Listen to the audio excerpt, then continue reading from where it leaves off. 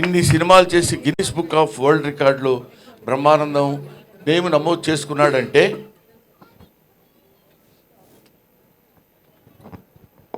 ఇన్ని సినిమాల్లో చేసి పేరు నమోదు చేసుకున్నాడంటే ఇన్ని సినిమాలు చేయటం గొప్ప కాదు.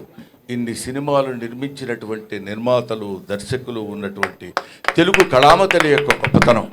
వాళ్ళు నిర్మించిన అన్ని సినిమాలు ఉండబట్టే మేము ఇన్ని సినిమాలు చేయగలిగాం. కాబట్టి ఇటువంటి అవకాశాన్ని నాకు కల్పించినటువంటి మహనీయులకు అందరికీ చిన్న పెద్ద తేడా లేకుండా ప్రభువెక్కిన పల్లకి కాదు అది మోసిన బోయీలు ఎవ్వరని లైట్ మెన్ దగ్గర నుంచి అందరూ ప్రతి వాళ్ళు సహకరించి మేము ఈ స్థితిలో ఉండటానికి, ఈ స్థితిలో ఉండేటువంటి పరిస్థితికి తెచ్చినందుకు వారికి సహస్రద పాదాభివందన చేసుకుంటున్నాను. ముఖ్యంగా నేను ఈ ఫిలిం ఇండస్ట్రీకి రావడానికి మూలకారకులైనటువంటి వ్యక్తులు మా గురువు గారు కీర్తిశేషులు జంధ్యాల గారు, తర్వాత చిరంజీవి గారు, ఆ తర్వాత రామానాయుడు గారు. ఈ 3 పేర్లు నేను ఎందుకు చెప్తున్నానంటే ఎక్కడో నేను నటిస్తున్నటువంటి నాలో ఉన్నటువంటి యాక్షన్ని క్యాచ్ చేసి తీసుకొచ్చి వీళ్ళకి ఇండియా సినిమాకు పరిచయం చేయాలని, అప్పుడు చంటబ్బాయి సినిమాలో చిరంజీవి గారు నటిస్తుంటే ఆయనకి నన్ను పరిచయం చేసి, ఆ పరిచయం ద్వారా నన్ను చెన్నైకి తీసుకొచ్చి చెన్నైలో అందరికీ పరిచయం చేసినటువంటి చిరంజీవి గారు, వీడు చాలా గొప్ప యాక్టర్ అండి, చాలా బాగా యాక్ట్ చేస్తున్నాడు, బ్రహ్మాండంగా నవ్విస్తాడు, పెద్ద కమెడియన్ అవుతాడని ఆయనకి వెళ్ళిన ప్రతి చోటకి చిరంజీవి గారు నన్ను వెంట పెట్టుకుని వెళ్ళి అందరికీ పరిచయం చేసి నన్ను ఈ స్థితికి తీసుకొచ్చినప్పుడు జంధ్యాల గారు వీడైతే చాలా బాగుంటుందని అహనా పెళ్ళంట సినిమాలో నాకు ఆ క్యారెక్టర్ ఇచ్చి నన్ను కీర్తిశేషులు కోట శ్రీనివాసరావు గారి అసిస్టెంట్గా నన్ను నియమించి ఆ క్యారెక్టర్ చేయటం వల్ల అది పెద్ద హిట్ అయ్యి బ్రహ్మాండమైనటువంటి పేరు ప్రఖ్యాతులు ఆ సినిమాకి రావడం, అందులో సినిమాలో నటించినటువంటి అందరికీ రావడం, ముఖ్యంగా కొత్త వాళ్ళైనటువంటి కోట శ్రీనివాసరావు గారు అప్పటికే ఆయన లబ్ధప్రతిష్ఠుడు, ఆయన తర్వాత నాకు ఆ పేరు రావడం నాకు చాలా ఆనందంగా ఉండి అలా అలా అలా అలా అలా వెనక్కి తిరిగి చూసుకోకుండా ఇన్ని వందల సినిమాలు నటించగలిగాను. అది నా గొప్పతనం అని నేను ఈనాడు ఫీల్ అవ్వలేదు. కొంతకాలం వరకు ఫీల్ అయ్యేవాడిని, చాలా గొప్ప నటుండి నేను, లేకపోతే నన్ను వీళ్ళందరూ మామూలుగా ఏదో పెద్ద పుడింగ్ రైడు అని అనుకుంటున్నారంటే కొంచెం కాలు రగరేసుకొని నడిచిపోయిన రోజులు ఉన్నాయి. ఎందుకంటే ఒక స్టేజ్లో ఏంటంటే ఒక లవ్ అనేది, అంటే ఒక స్థితి అనేది అప్పుడప్పుడు పరిస్థితులను బట్టి మారుతుందనటానికి నేను DD8లో దాన్ని ఏమంటారు టీవీ దూరదర్శన్లో మాట్లాడేటప్పుడు అక్కడ నేను చేసిన యాక్షన్కి అందరూ పక్కపక్కల బ్రహ్మానందం అని అంటే చాలా ఆనందపడిపోయాడు. అబ్బో మనకు చాలా పెద్ద పేరు వచ్చిందిరా అని. మున్సిపాలిటీ బండిలాగా చెత్తబడులు వస్తాయి చూడండి, ఎక్కడైనా యాంటీనా ఉన్న ఇల్లు ఉంటే అక్కడ ఆగేవాడిని. అంటే వాళ్ళు బయటకు వచ్చి చూసి ఇదే బ్రహ్మానందం అంటారేమో అని ఆనందం. సో అటువంటి స్టేజ్ నుంచి ఇవాళ Brahmanandam became a house hold comedian అనేటువంటి స్థితికి పరమేశ్వరుడు నన్ను ఇక్కడ తీసుకొచ్చాడు. నేను ఇందాక చెప్తున్నాను, చాలా సందర్భాల్లో నేను వెంకటేశ్వర స్వామి గురించి ఎందుకంటాను, ఇందాక రఘురామకృష్ణరాజు గారు చెప్పినట్టు నేను మా ఇంట్లో అంటే అదొక పిచ్చి నమ్మకం, మిగతా వాళ్ళ నమ్మకంగా ఉండొచ్చేమో కానీ ఎవడో ఒకరిని నమ్ముకుంటే వాడు మనకు సాయం చేస్తాడులే అని మనం అంటుంటాం చూడు. ఒరే ఎందుకురా పది చోట తిరుగుతావు, వాడి దగ్గర పడుండు, అది ఆయనే ఏదో జీతం పెంచుతాడు, ఏదో చేస్తాడు, నువ్వు శుభ్రంగా బతకొచ్చని పెద్దలు మనకు చెప్తుంటారు. అలాగే వెంకటేశ్వర స్వామిని నమ్ముకొని ఆయన్ని బతికితే ఆయనే ఏదో మనకు కావాల్సింది ఎప్పుడెప్పుడు ఏది ఇస్తాడో అనేది, అలాగా ఆ రకమైనటువంటి జీవన విధానాన్ని గడిపినటువంటి వాడు. ముఖ్యంగా మా అన్న బాబు మోహన్, నా మనవడు బాబు మోహన్, ఓకేనా. నేను బాబు మోహన్, కోట శ్రీనివాసరావు ఆ రోజుల్లో 3 ఇన్విటబుల్స్ అనేవాళ్ళు మమ్మల్ని. మేము ముగ్గురం కంపల్సరీగా ఏ సినిమాలైనా ఉండి తీరాలి. ఇది నేను చెప్పేది ఒక 10 to 15, 20 years బ్యాక్.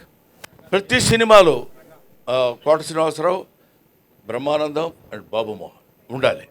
మేము ఇందాక చెప్పాడు బాబు మోహన్ గారు ఏమన్నారంటే మేము ముగ్గురు ఒకే రూమ్లో ఉండేవాళ్ళం అని. మీకు తెలియదు, నీకు టైం సెన్స్ తెలుసురా అసలు నీకు? మనవడు అనుకున్నావు, ఇష్టం వచ్చినట్టు తిడతాను. ఇప్పుడు నువ్వు నోరెత్తడానికి వీల్లేదు. ఎందుకంటే 6:30కి గౌతమి ఎక్స్ప్రెస్ ఎక్కి సికింద్రాబాద్లో, పర్లేదు పరువు ఉంటే కదా పోవటానికి, 6:30కి గౌతమి ఎక్స్ప్రెస్ ఎక్కాలి. వీళ్ళిల్లు సికింద్రాబాద్ పక్కనే.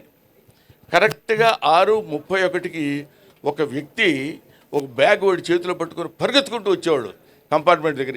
ఎవరు ఏంటి ట్రైన్ కదులుతున్నప్పుడు పరిగెడుతున్నాడు ఏంటి అనుకునేవాడు. చూస్తే వీడు ఒక క్యారేజీ చేపల కూర, అందులో ఏదో పప్పు, ఇంకోటి ఏదో.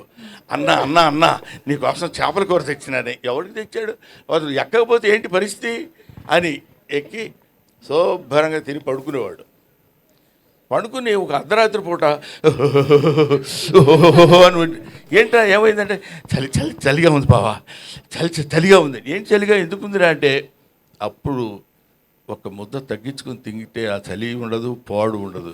ఏసీలో పడి మళ్ళీ కింద కూర్చోబెట్టి కింద పడుకోబెట్టి ఇలాగా పాటుకు వెళ్తుంటే టికెట్లు ఉండవు. ప్రొడక్షన్ మేనేజర్ టికెట్ గురుగారు మనకి నిర్వహణలో వచ్చేస్తారు. అదే మామూలు టికెట్ అనుకునేవాళ్ళం మనం, ప్లాట్ఫామ్ టికెట్ అనమాట. అది తీసుకుని అక్కడికి వెళ్ళిన తర్వాత మొత్తం ప్రతివాడు బెమ్మరా బామ్మోను ఏంటో టికెట్ లేదా, కన్ఫర్మ్ లేదండి, పోనీ అక్కడ కూర్చోండి, అక్కడ పక్కన ఏది లెట్రిన్ పక్కన మరి కూర్చో. అది ఇలాగా అంటే నవ్వించేవాడి జీవితాన్ని గురించి చప్పట్లు కొట్టేవాడికి అనవసరం అంటారు కదా. మీకు అనవసరం, మీకు మేము నవ్వించాలి. ఎన్ని తిప్పలు పడి నవ్విస్తామంటానికి comedy comes from the zenith point of tragedy. Zenith point బాగా భయంకరమైనటువంటి ట్రాజడీ నుంచి కామెడీ వస్తుందని చెప్తారు. అది ఎందుకంటే ఇదిగో ఇలాంటి కష్టాలని మాకు అనవసరమయ్యా, నువ్వు నవ్వించు, మాకు నవ్వాలి. నువ్వేం పడితే మాకెందుకు, నువ్వు రైల్లో టికెట్ లేకపోతే మాకెందుకు, ఉంటే మాకెందుకు. కామెడీ ఏం చేస్తున్నాడు? మామూలుగా మాకున్నటువంటి మొహాలు అంతంత మాత్రం. ఈ మొహాల్ని మళ్ళీ ఇందాక మన మిత్రి సత్య చెప్పినట్టు మా మొహాల్ని వికృతంగా మార్చుకుని వాడు ఇలా కొట్టబోయాడు అనుకోండి, ఇలా అనాలి. అలా అంటే కానీ నవ్వరు. అలా నవ్వటం కోసం 24 గంటలు ప్రయత్నం చేసి రిహార్సల్ చేసుకుని కష్టపడి తీసుకొచ్చి మిమ్మల్ని నవ్వించడానికే మా ఏడుపంతా. అటువంటి కామెడీ జీవితాల్ని పంచుకొని పుట్టినటువంటి మమ్మల్ని మీరు ఏదైనా చిన్న చితక పొరపాట్లు తప్పులు ఉప్పులు ఉన్న పండురా పాపం పొద్దున్న లేస్తే నవ్విస్తాడు అని వదిలేద్దాం అనే పెద్ద మనస్తత్వాన్ని మానవాళి తెలుసుకోవాలని నా మనస్తత్వం. అది నా ఆశ్చర్యం. అది మనుషులు మానవులమైనందుకు ఎక్కడ ఒక్కొక్కటి జాబ్ ఏంటి, మిమ్మల్ని నవ్వించడం, to make you happy, right?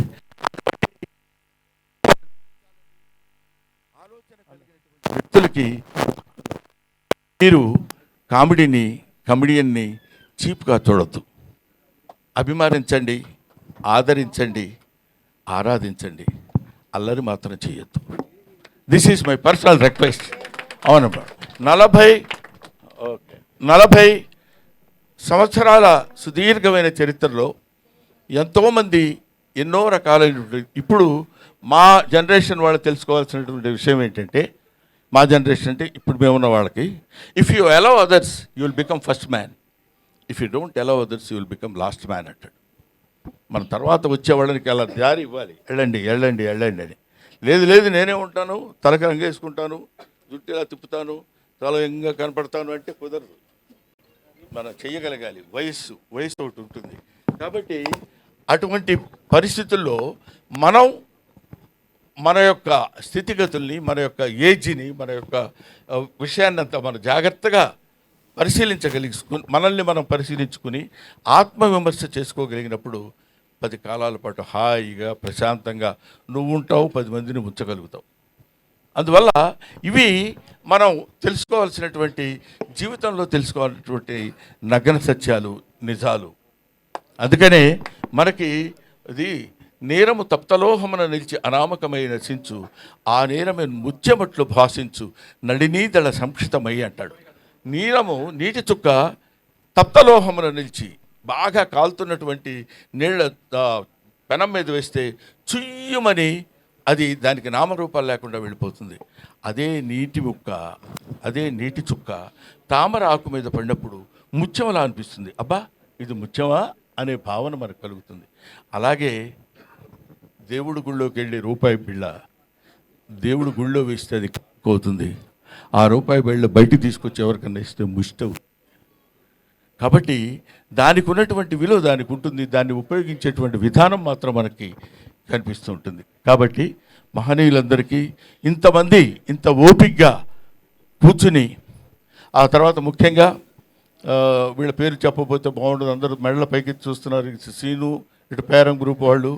కాబట్టి మేము ఇంత కష్టపడి మేము సన్మానం చేస్తే ముఖ్యంగా ఇక నుంచి ప్రతి బర్త్డే మేమే చేస్తాం. అన్నయ్య గారు, మీ 100వ బర్త్డే కూడా ప్రపంచవంతంగా చూసే విధంగా మేము చేస్తామని ఈ సభ మీదుగా చెప్తున్నాం. ఇప్పుడు ఏదైనా చిన్న చిన్న పొరపాట్లు జరిగి ఉంటే క్షమించండి. నెక్స్ట్ బర్త్డేకి శిల్పకళా వేదికలో అది పెద్దగా చేస్తాం అన్నయ్య. ఇంతకంటే పొరపాటు ఏమైనా ఉంటుందా? పావు గంట వాగే, ఇప్పుడు 1 minute అని చెప్పి 1 second. కాబట్టి పర్లేదు నాన్న, ఇలాంటివి టు ఎర్ర్ ఇస్ హ్యూమన్. తప్పు చేయటం మానవ లక్షణం, మానవ సహజం. అది తప్పు చేసేవాడి గురించి 2 2 4 2 4 8 2 5 10 2 6 16 12 2 7 14 2 8 16 అని అన్నాం అనుకోండి, పొరపాటున ఇప్పుడు చూసారా మధ్యలో 2 6 16 అనేసరికి ఏయ్ అన్నాడు అంటే నిజం అన్నీ మంచి చెప్పేంత వరకు ఎవడు పట్టించుకోడు. ఎక్కడో ఒక చోట నోరు జారుతాం, తప్పు జారుతాం, దాన్ని వెంటనే క్యాచ్ చేస్తారు. అది హ్యూమన్ సైకాలజీ. నువ్వు కాదు, నీకేం తెలుసు నీ మొహం. కాబట్టి ఇటువంటి స్థితిలో పొరపాట్లు ఏవేవో జరగటాలు ఏవేవో చేయటాలని కాకుండా ఇదిగో ఈ సీని ఇన్ఫ్రా మీరందరూ మాట్లాడకండి. చూసారా, 10 మందికి చెప్పేవాడిని ఒకటి చేత చూపించుకోవాల్సిన పరిస్థితి ఏర్పడింది. సీని ఇన్ఫ్రా వాళ్ళకి పేరం గ్రూప్. అవునమ్మా, ఏమమ్మా చెప్పకపోతే ఏం చేస్తారు ఇప్పుడు? గిరీష్మా గారికి. ఆ తర్వాత నాకు పాపం ఇతను 4 రోజుల క్రితం వచ్చాడు ఇంటికి. వచ్చి నన్ను మీకు సన్మానం చేస్తున్నామండి అన్నారు. నేను సన్మానాలు ఇవన్నీ ఒప్పుకొని చాలా కాలం అయింది. ఎందుకు ఏమి అంటే ఒక స్టేజ్లో మనకు సన్మానం చేస్తున్నాను కానీ శుభ్రంగా స్నానం చేసి మొహం పౌడర్ గౌడర్ రైస్ చేసుకుని సన్మానం అనుకుంటూ వెళ్ళేవాడిని. ఏం చేసామని మనకి సన్మానం? ఇంకా ఎంత చెయ్యాలి? ఎంతో చేయాల్సింది ఉంది కదా, వద్దులే సన్మానాలు అవి అనుకుంటే కాదు సార్, మేము మీకు ఎప్పటి నుంచో సన్మానం చేయాలని అనుకుంటున్నాను. మీ దగ్గరికి రావడానికి యాక్సెస్ దొరకలేదు, అది దొరికింది. అటువంటి పరిస్థితుల్లో మీకు మేము సన్మానం చేయాలి, మనస్ఫూర్తిగా చేస్తామండి, మీరు దయచేసి యాక్సెప్ట్ చేయండి అని. మన శ్రీను, నువ్వు ఉండవయా బాబు, ఇది వచ్చి నన్ను అడిగితే నేను ముఖ్యంగా కాదనలేకపోవటం నేనేదో పెద్ద గొప్ప తోపు బుడింగి అని కాదు. ఎందుకు కాదనలేకపోయానంటే ఒక అభిమానంతో, గుండె నిండా ఉన్న అభిమానాన్ని పంచుకుంటానని చెప్పినప్పుడు ఇంకా నేను దాన్ని నో అనటం ఒక కళాకారుడిగా సమంజసం కాదు. ఏ అభిమానంతో నన్ను ఇంత బాండ్ చేశారో, ఇంత పెంచారో వాళ్ళని తప్పకుండా నేను కావాలని. ముఖ్యంగా 70th బర్త్డే అన్నారు. మరి వాళ్ళకి ఎవరు చెప్పారో ఏంటో, వేసి పడేశారు 70 అని. మనకేముందిలే అని నేను కూడా ఓకే అనేసాను. అంటే మీరందరూ ఏమనుకుంటున్నారు తెలుసా, ఇంకా తక్కువ అనుకుంటున్నారు కదా. కాబట్టి ఇలాంటివి నేను అందుకనే చాలామంది ఏమంటే మీ ఇష్టం వచ్చినట్టు మీ మీమ్స్ వాడేస్తున్నారు సార్, మీరు అసలు పట్టించుకోవట్లేదు సార్, వాళ్ళందరూ ఏది పడితే అది రాసేస్తున్నారు సార్ అంటారు. అంటే నేనేమంటున్నానంటే ఒక మాటలో చెప్పాలంటే మీమ్ గాడ్ అని ఇందాక చదివారు. మీమ్ గాడ్ అనే పేరు ఎలా వచ్చిందంటే నాకు ఇంతమంది మీమర్స్ ఉండబట్టి వచ్చింది. వీళ్ళు లేకుండా నా మీద ఎందుకు అనొద్దు, అలా అనొద్దు అని నేను అనున్నట్టయితే Brahmanandam old comedian, fade out comedian అయి ఉండేవాడు. నన్ను బతికిస్తుంది, ఇప్పటి వరకు ప్రజల్లో నన్ను నిలబెట్టింది మన మీమర్స్, యూట్యూబర్స్, వాళ్ళందరికీ నా హృదయపూర్వకమైన నమస్కారాలు తెలియజేస్తున్నాను. అంతేకాకుండా గ్లోబల్ అవార్డ్ ఆఫ్ ఎక్సలెన్సీ అది మన వాళ్ళు ఎవరండి? చిరాకు వచ్చి వెళ్ళిపోయారా? లేదు, వాళ్ళు అజయ్ కుమార్ అండ్ మనీష్, వీళ్ళు ఏమంటే మీరు ఇన్ని సినిమాలు చేశారు, మీరు ఎన్ని సినిమాలు చేశారో ఆ రికార్డు దుబాయ్లో జరుగుతున్న సన్మానానికి ఇస్తామండి, ఇక్కడ జరుగుతున్న ఈ సన్మానానికి మీకు సర్టిఫికెట్ మాత్రం మేము ఇంగ్లాండ్ నుంచి తెప్పించి అక్కడ అప్రూవ్ చేసుకొని మేము ఇక్కడ ఇస్తామండి అన్నారు. అనగానే పెద్ద మనసుతో ఈ మన శ్రేణి ఇన్ఫ్రా వాళ్ళు, పేరం వాళ్ళు అంగీకరించి ఈ స్టేజ్ మీద ఇవ్వడానికి నా వాళ్ళు యాక్సెప్టెన్స్ ఇచ్చారు, వాళ్ళకి థ్యాంక్స్ చెప్తున్నాను. అలాగే మీ గ్లోబల్ రికార్డ్ ఆఫ్ ఎక్సలెన్సీ వాళ్ళకి నా హృదయపూర్వక నమస్కారాలు తెలియజేస్తూ, అలాగే ఇక్కడ నా తమ్ముడు మిస్టర్ అజయ్ కుమార్ ఫ్రమ్ వరంగల్, అతను అద్భుతమైన కళాకారుడు. నువ్వు ఎవరు పెడితే అద్భుతమైన కళాకారుడు అంటావు ఏంటని అనుకోవచ్చు మీరు, నేను ఎవరిని అన్ను, ఎందుకంటే అద్భుతం ఉంటే తప్ప. అతను సూది ఉంటుంది కదా, సూదికి ఒక చిన్న హోల్ ఉంటుంది దారం కూర్చడానికి, దానిలో ఒక అద్భుతమైనటువంటి బొమ్మలు చెక్కి మనకు క్లియర్గా కనపడేటట్టు చేయగలిగినటువంటి మహా కళాకారుడు ఆయన. అదిగో ఎదురుగా ఉన్నాడు అజయ్, మీరు ఒకసారి స్టేజ్ మీదకి రండి. తర్వాత అలాగే కాకుండా కనురెప్పలో ఒక వెంట్రుక ఉంటుంది, ఆ వెంట్రుక చివర నటరాజు నృత్యం చేస్తున్నట్టు చెక్కినటువంటివి. ఇట్లాంటి ఆణిముత్యాలు చాలా ఉన్నాయి, ఇలాంటి జాతిరత్నాలు చాలా ఉన్నాయి. కాకపోతే మట్టిలో మాణిక్యాల్లా ఉండిపోతున్నారు. తీసుకురావాల్సినటువంటి స్థితి ప్రభుత్వాలకి గర్వకారణమైనటువంటి విషయం ఇట్లాంటివి. ఇతను ద్వారా వాళ్ళు ఇతనికి ఎక్సలెన్స్ అవార్డు ఇచ్చారన్న నాకు. అంటే మీరు తప్పకుండా మీకు ఇవ్వాలని మీరు వాళ్ళు ఎప్పటి నుంచో మిమ్మల్ని అడుగుతున్నారంటే, నా దగ్గర ఏంటంటే ఒక జబ్బు, అదేంటంటే గబుక్కుని ఎవరన్నా వచ్చి ఏం ప్రమాదంగా దగ్గరికి వెళితే ఏమంటాడు, ఎందుకు వచ్చిన గొడవరా అనే అదొక, ఇదిగో మన ఇందాక బిత్తిరి సత్తి చెప్పాడు చూడు, ఏమంటారు ఎందుకు వచ్చింది నా దగ్గరికి వెళ్ళగలవా అని అదొక చిన్న లైన్ ఒకటి వేశారు. బాగానే ఉంది, ఒక రకంగా బెటరే అది, ఎందుకంటే గబుక్కుని ఎవడు పెడతాడు, గబుక్కుని రారు. సరే, అలాగా నా దగ్గరికి వచ్చి మీకు ఈ అవార్డు ఇవ్వాలని మేము కోరుకుంటున్నామండి అంటే, వాడికి ఇలాగా ఎంతమందికి అని ఎందరో మహానుభావులు అందరికీ నా హృదయపూర్వకమైనటువంటి కృతజ్ఞతలు నేను తెలియజేసుకుంటున్నాను. అయిపోయింది అనుకున్నారు కదా, అవలా ఇంక ఆపేస్తాడ్రా బాబు అనే ఫీలింగ్లో ఉన్నట్టున్నారు మీరు. ఆపను. ఎందుకు ఆపనంటే, ఇప్పుడు ఇలాంటి సమయంలో కృతజ్ఞతలు చెప్పుకోవాల్సినటువంటి విషయం చాలామందికి ఉంది. ఆ తర్వాత ఇందాక నా పక్కనే కూర్చున్నటువంటి ప్రగతి గారు, ఆవిడ మేడం ఒక ఎవరైనా మనల్ని ఇబ్బంది పెట్టారు, బాధ పెట్టారు, కష్టపెట్టారు అనుకున్నప్పుడు దాంతో కుమిలిపోవటం, కుంగిపోవటం, డిప్రెస్ అవ్వటం సాధారణమైనటువంటి విషయం. అది హ్యూమన్ నేచర్, అది తప్పదు. గబుక్కున ఏంటే నీ మొహం అన్నాడు అనుకోండి, అబ్బా ఇలా అన్నాడు ఏంటని బాధ. దాన్ని ఛాలెంజింగ్గా తీసుకుని life is a game, you should play it, life is a challenge, you should meet it అని నిరూపించినటువంటి ఒక అద్భుతమైనటువంటి వ్యక్తి ప్రగతి. కాబట్టి వీళ్ళు ఇలాంటి వాళ్ళు ఎంతోమంది ఉన్నారు. ఇప్పుడు బాబు మోహన్, ఇప్పుడు ఏదో కమిడియన్ బాబు మోహన్ అన్నాడు. పరువు ప్రతిష్ఠ అనే సినిమాలో బాబు మోహన్ గారి నటన ఒకసారి ఇంటికి వెళ్ళి వీలుంటే ఒక 5 నిమిషాలు 10 నిమిషాలు మీరు దాన్ని ఏమంటారు గూగుల్ కొట్టి చూడండి.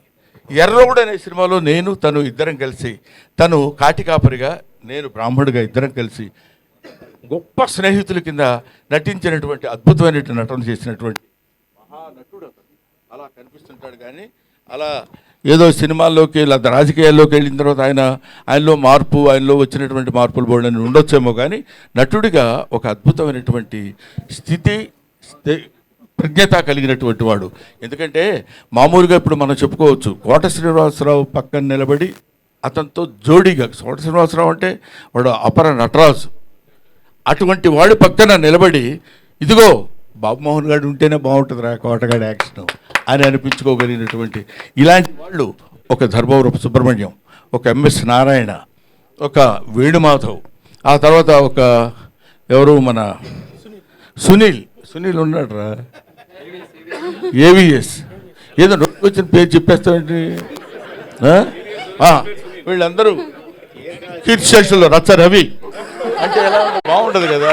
అందుకని ఇటువంటి వాళ్ళందరూ అట్లాంటి చదువుకున్నటువంటి వాళ్ళు, ఎడ్యుకేషన్ ఉన్నటువంటి వాళ్ళు, వీళ్ళు ఈ సినిమా ఇండస్ట్రీలో అప్పటి వరకు బ్రహ్మాండంగా నవ్వించి నవ్వించి నవ్వించి వదిలిపెడతారంటే నవ్వు ఎక్కడి నుంచో తెలిసిన మనుషులు వాళ్ళు. ఇందాక చెప్పాను, బజార్ను నడిచి వెళుతున్నప్పుడు కాలికో దెబ్బ తగిలింది అనుకోండి, మొట్టమొదటి ఆ దెబ్బ చూసుకొని అబ్బా చచ్చిపోతున్నావురా బాబోయ్ ఇదేంటి ఇలా జరిగిందని, దానికి అని అన్న దీన్ని నేను చూడండి అంటే వెంటనే వాడు హాస్పిటల్కి తీసుకెళ్ళి ఒక ఇంజక్షన్ చేసి కట్టుకట్టి వదిలేశారు అనుకోండి, ఓకే.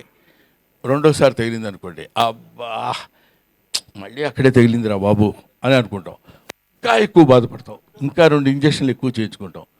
అదే 10వ సారి 11వ సారి తగిలింది అనుకోండి, అదేంటోరా అది ఎప్పుడు ఇక్కడే తగులుద్ది, ఏంటో ఎక్కడ ప్లేస్ లేనట్టు అక్కడే తగులుద్ది ఏంటి, ఇంజక్షన్ చేసి ఇంజక్షన్ అదే బదులేవే. అక్కడి నుంచి అంతటి విషాదం నుంచి కామెడీ పుడుతుంది. కాబట్టి ఆ కామెడీ నేర్చుకొని మీ అందరికీ పంచిపెట్టేటువంటి ఈ హాస్య నట బృందాన్ని, మీరందరూ హాస్యాన్ని, ఎందుకంటే ఒక హాస్యం ఎంత గొప్పదంటే ఇంకా నేను చాలాసేపు చెప్పగలను, మరీ ఇంత హింసించకండి సార్, వాళ్ళు భోజనాలు పెడుతున్నారా ఉన్నాయంట, అయితే పర్లేదు చచ్చినట్టు వినాలి మీరు. ఎందుకంటే హాస్యం ఎంత గొప్పదంటే, ఇప్పుడు మనం సినిమా చూస్తున్నాం అనుకోండి, సినిమా చూస్తున్నప్పుడు అబ్బా హీరో ఏం యాక్ట్ చేశాడు రా, బ్రహ్మాండంగా చేశాడు, సినిమాలో అద్భుతంగా నటించాడు అంటాం, హీరోయిన్ సూపర్ రా అదిరిపోతుంది అనుకుంటాం, సీనరీస్ చాలా బాగున్నాయి అంటాం, విలన్ అదిరిపోయేటట్టు చేస్తున్నాడు అంటాం అని ఇంటికి వెళ్ళి కూడా మాట్లాడుకుంటాం. కానీ కామెడీ ఇక్కడ కూర్చొని గంభీరంగా అలా ఉండి ఇంటికి వెళ్ళిన తర్వాత వాడు కామెడీ బాగా చేశాడే అని అనం, అక్కడ చచ్చినట్టు నవ్వాలి. అలా నవ్వించగలిగిన వాడే కమెడియన్, అలా నవ్వించగలిగిన వాడే రియల్ రియల్ రియల్ కమెడియన్. ఇట్లాగా ఇలాంటి కమెడియన్స్, ఇలాంటి వాళ్ళు నాకు తెలిసి అన్ని భాషల్లో కమెడియన్స్ ఉన్నారు, కానీ తెలుగు భాషలో ఉన్నంత వైవిధ్యం కలిగినటువంటి హాస్య నటులు చాలా తక్కువ మంది మిగతా ఇండస్ట్రీస్లో ఉన్నారు. We feel proud to say that we are the comedians of Telugu film industry. ఎవడగోల వాడు సినిమా ఒక అతను కొనుక్కున్నాడు హిందీలో, ఎవరో కాదు హీరో, అతని పేరేంటి, ఒక హీరో యంగ్ హీరో పేరు గోవింద, కొనుక్కొని అతను ముచ్చటపడి కొనుక్కున్నాడు హిందీలో తీయమని. కమెడియన్స్ లేక ఇంకా సినిమా తీయలేదు, అక్కడే ఉంది బాక్స్. అది అంటే ఏమైనా అటువంటి స్థితిలో, ఇటువంటి పరిస్థితుల్లో ఇన్ని సంవత్సరాల సుదీర్ఘమైనటువంటి ప్రయాణానికి సహకరించినటువంటి మీ అందరికీ నా హృదయపూర్వకమైన నమస్కారాలు తెలియజేస్తున్నాను. ఇందాక మాట్లాడిన వాళ్ళలో మన రచ్చరవి బాగా మాట్లాడాడు అంటాను అనుకుంటున్నావు కదా నువ్వు, చాలా సరే అది విషయం. తర్వాత ఎవరు మన మిత్తిరి సత్తి ఎక్కడ ఆ మాటలు రామ్మోహన్ రెడ్డి, ఓహో జితేంద్ర నువ్వు వచ్చావా, రామ్మోహన్, తర్వాత మూర్తి గారు, వీళ్ళందరూ మాట్లాడుతుంటే వాళ్ళు that words come from their heart. ఏదో 2 ముక్కలు మాట్లాడి వెళ్ళిపోదామని కాదు. నాగేంద్ర కుమార్ మై స్టూడెంట్ అతను. కాబట్టి వీళ్ళందరూ నన్ను ఇంత ఆశీర్వదించి ఈ స్థితికి తీసుకొచ్చినప్పుడు నవ్వుతూ చించండి చింపండి అని రాశారయ్యా. Thank you very much. అందుకని మాట్లాడటం అనేది ఒక ఆర్ట్, ఎవడు పడితే వాడు మాట్లాడటానికి కుదరదు. ఏదో మైక్ ఇచ్చాం కదా అని ఏదో ఇప్పుడు ఒక అతను మాట్లాడతాడు, చెప్తా చూడు.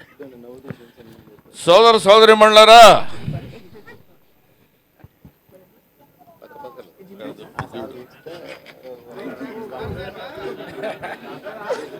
భయం జనాన్ని చూశాడు, కంగారు వచ్చేసింది. ఈరోజు మళ్ళీ అరిచాడు. ఈరోజు నేను అది ఈ గ్రామానికి నేను ఇది కావాలని నేనెంతో ఇదయ్యాను. నేను ఇదవటం, వాటిలో వాళ్ళందరూ నన్ను ఇది చేయటం, నేను ఏదో రకంగా ఇదయ్యాను. కానీ ఒక్క విషయం నేను మీకు అది ఇలాగా రకరకాలుగా మాట్లాడే వాళ్ళు ఉంటారు. అలాంటి వాటిలో సబ్జెక్ట్ లేకుండా మాట్లాడటం చాలా కష్టం. ఇప్పుడు బాబుమోహన్ అనేటువంటి వాడు చాలా గొప్ప నటుడు, అంతేకాకుండాను అటువంటి మహనీయుడు ఇలాగా రకరకాలుగా రకరకాల పద్ధతుల్లో ఇష్టమైన ధోరణిలో మాట్లాడుకుంటూ వెళ్ళిపోకుండా కంటెంట్ ఉన్నతోటి హృదయంతో మాట్లాడేటువంటి ఈ ఫంక్షన్కి నా హృదయపూర్వకమైన నమస్కారాలు తెలియజేస్తున్నాను. ఇక్కడ నట భీష్ముడు మా ఎవరు లంక భద్రాద్రి శ్రీరామచంద్రమూర్తి గారు ఉన్నారా, వెళ్ళిపోయారా? ఎల్బి శ్రీరామ్ గారు. లంక భద్రాద్రి శ్రీరామచంద్రమూర్తి గారు అంటే ఎంఎస్ నారాయణ ఆయన మీద జోక్ వేశాడు, మీరు ఎంత కాంట్రవర్షియల్ పర్సన్ కూడా లేడండి అన్నాడు.